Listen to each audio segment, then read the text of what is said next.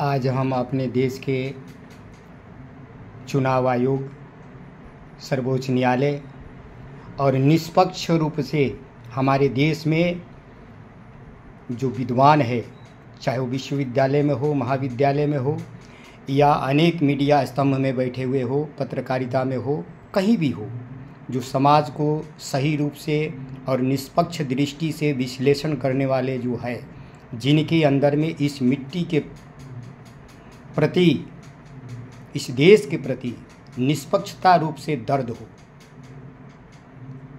उनके हृदय में कोई संवेदना हो, वैसे व्यक्ति से मैं अपना कुछ प्रश्न पूछना चाहता हूँ, जानना चाहता हूँ कि हे मेरे भाई, इस देश के जो सर्वोच्च न्यायालय है, चुनाव आयोग है और भी बहुत सारी शक्तियाँ हैं, बहुत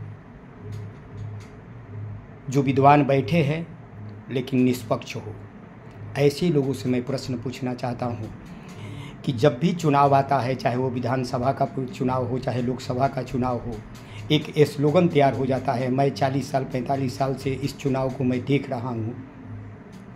जब से मैं थोड़ा होश संभाला तो एक स्लोगन यही चलता है कि भाई घर से निकलिए और पहले मतदान कीजिए, घर से निकलिए, पहले मतदान कीजिए, पहले मतदान इसके बाद जलपान, पहले मतदान इसके बाद आपका कोई काम। तो मैं ये जानना चाहता हूँ कि जिस जनता से आप मतदान चाहते हैं कि अपना सारा काम छोड़ करके, जो ये चुनाव का महापर्व आया है, लोकतंत्र का महापर्व आप कहते हैं, उसमें पहले आप सारा काम छोड़ करके और बूथ पर जा कर के मतदान कीजिए।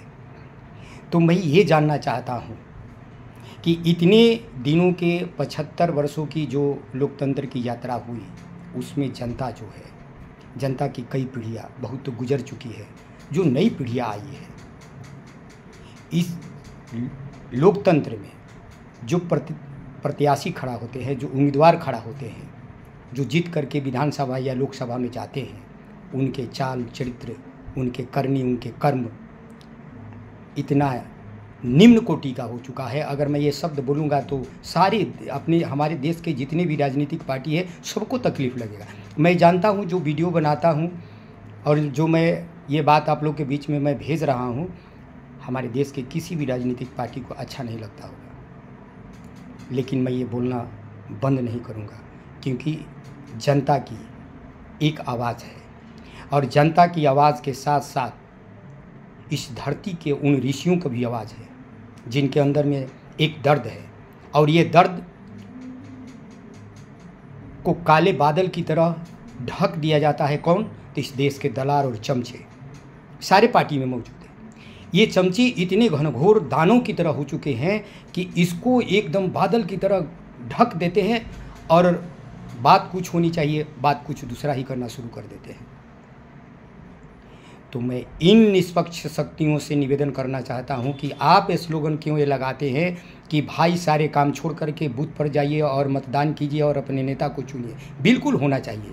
तो क्या आपके तरफ से ये भी तो होना चाहिए कि जो जीत करके भी ये सांसद जाते हैं, इनका कर्तव्य क्या होना चाहिए? इनका कर्तव्य जनता के प्रति क्या होना चाहिए? इसके प्रति आपका कोई स्लोगन है, आपका कोई नारा है, कोई दबाव डालते हैं, कोई अनुनय विनती है, कोई नियमावली है, कोई कानून है कि 5 बरस आप जीत करके जाओ और एयर कंडीशन में बैठ करके खूब सुख भोगो और पार्लियामेंट में जब चले तो खूब हाथ उठा करके भाजो, ये इतनी गरीबी है, इतनी बेरोजगारी है, इतनी ये है, इतनी वो है, और खूब नोचाचोथी करते हैं, एक दूसरे पर आरोप प्रत्यारोप लगाते हैं। जनता बेचारी देखते रह जाती है।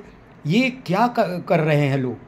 ये हमारी दुख को देख नहीं रहे हैं। खाली पार्लियामेंट में जा कर के, ये लोकसभा में जा कर के हंगामा करते रहते हैं, विधानसभा में बैठ के हंगामा करते रहते हैं। मेरे पैसे को ही नुकसान कर रहे हैं, मेरे पैसे से ही सब कुछ चलता है और मेरी हालत दिन बर दिन बदतर होती जा रही है, गरीबी रेखा से नीचे गिरते हुए चले जा रहे हैं। तो क्या हमको जीवन भर आप मुट्ठी भर अनाज दे करके पालन करना चाहते हैं?